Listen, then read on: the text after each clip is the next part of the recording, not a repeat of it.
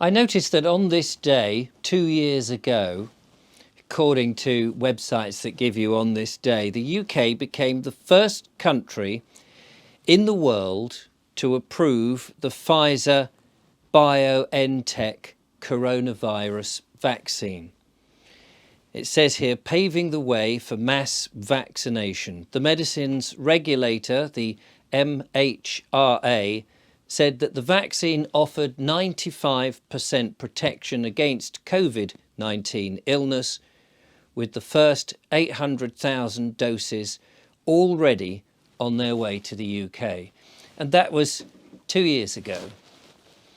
And then 3 weeks ago, I seem to recall there was quite an intense news item in which a woman, high up, one of the senior people at Pfizer, asked by a chap from the EU if the vaccine had been tested before it went to market, if it prevented the spread of coronavirus. And she admitted that it didn't. It hadn't been tested for that they were running at the speed of science, I believe was the term. I may have got that wrong. And that they had to get it out, and it wasn't, basically it hadn't been tested. And so we discover that the government had decided upon this vaccine passport, which was going to prevent you from going to funerals, seeing loved ones die, going to abroad without a vaccine, going to big events, and all sorts of things that this vaccine passport was supposedly to prevent, to protect others, because if you had had the vaccine, it meant that you could not pass it on to anybody else. That was the theory. But we learn that actually that wasn't the case. It had never been tested. The government must have known that, and yet they still pressed on with it. So that's all fact. We know that. That's a thing. That's out there. That's common knowledge now. But we're in winter, and we're all being recommended, particularly if you're over a certain age, but I understand that even children are being recommended a flu jab. And I'm wary now. I'm wary because when somebody lies to you, when you lose trust, as I've lost trust in not only the mainstream media, who also were telling us how stupid we were if we weren't to get vaccinated, but also how much that this vaccine was, they were behind the vaccine passports for the coronavirus. And when the medical profession were all behind it, saying that it's absolutely fine.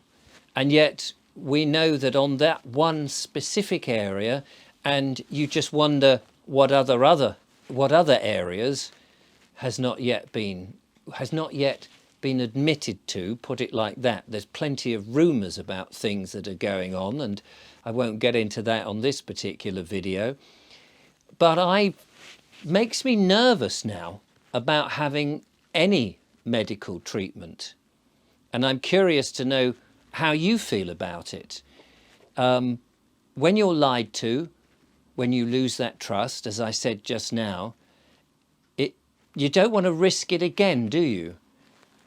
How many people, when they go to the doctor, I mean, you have blind faith, don't you? How many people, when you go to the doctor and they say, you've got a problem, you go to the doctor and say, look, doctor, I'm feeling this way, or I've broken this leg, or I've had these strange lumps, or whatever it might be. And they say, oh, okay, yeah, no problem. What you need to do is to take this. And they write you a prescription, and you go to the pharmacy and you grab the pills and you follow the directions. Oh, yeah, twice a day with food, and away you go. And if you open up that bit of paper that always comes with you that tells you the side effects, in which there seems to be an endless supply of weird side effects, you don't have time, even if you can get to see a GP, which at the moment it's very difficult, of course, we all know that. But even if you do have a chance to talk to your GP, they don't sit down and say, well, here are the possible side effects. These are the things that might happen to you and might not happen. And actually, here's the tests to prove that this is okay to take. Because the way I look at people and myself and medicines is that all these things, a medicine works very different from one person to another. So, you know, a friend of mine will take a paracetamol, for example, which is a fairly benign and well known about medicine. But they might react, they might find that actually it works quicker for them than it does for me. They might take something else and they might have more of a nervous reaction to it, or an allergic reaction, or some reaction to it than perhaps I would. And so therefore everybody's metabolism, everybody's body, everybody's reaction to a certain medicine is going to be very different. There may be broad ranges, I suppose, I imagine. I mean, I don't know. Very few are going to be just absolutely no problem, unless they've been tested and tested, refined and refined to the point where after 10 or 20 years, they've got enough data to say, yeah, this is actually for a mass population, this is going to be good. And we've seen the speed in which the vaccination for the COVID-19 jab came out at huge speed. And we know that, of course, it's not had a chance to be tested on what happens in 5 years' time or 10 years' time. How does it really react on a huge number of pregnant women and their offspring? We can't possibly know any of that information, and yet we're blindly being told to take something. So all that's out there, as I say, but I just get very nervous when it comes to the flu jab or other things now in the future, because I just simply am not trusting these things. And as I say, I'm curious to know whether you trust them. I've never had a flu jab. Didn't take the vaccine. Yeah, you might say, oh, Richard, you're just a goody two-shoes. You haven't done all these things. I've always been wary about taking something in which I didn't feel I had to. When I had an eye operation, I had to take some steroids. And in my videos, you'll see, particularly if you look for Richard Vobes and Exeter, you'll see how I blew up like the Michelin Man in the old commercials from the 80s and wherever. The amount of water retention that my body went into overdrive. That was around about 2010, if I remember rightly. I've always been wary about taking antibiotics rather.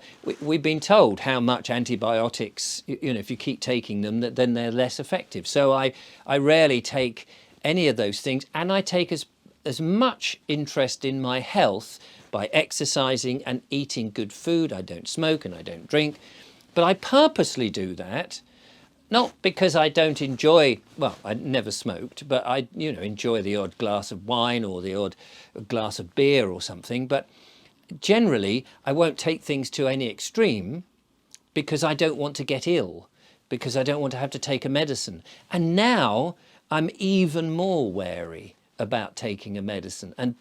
And it scares me that people are popping pills left, right and centre without having a conversation about what's in it. What does it really do? How does it affect me? Is it really helping or is it hindering? Or that drug that you've got there that you're recommending, perhaps there's another drug. How much testing has that had? We never ask these questions. And I'm just wondering now whether we oughtn't to be asking these questions, whether we should be asking these questions, whether we have woken up to the fact that actually there may be commercial reasons why certain medicines are given to us. I'm just asking, are you wary about what you put into your body these days? Because I know that I am, and I'm sure other people are too.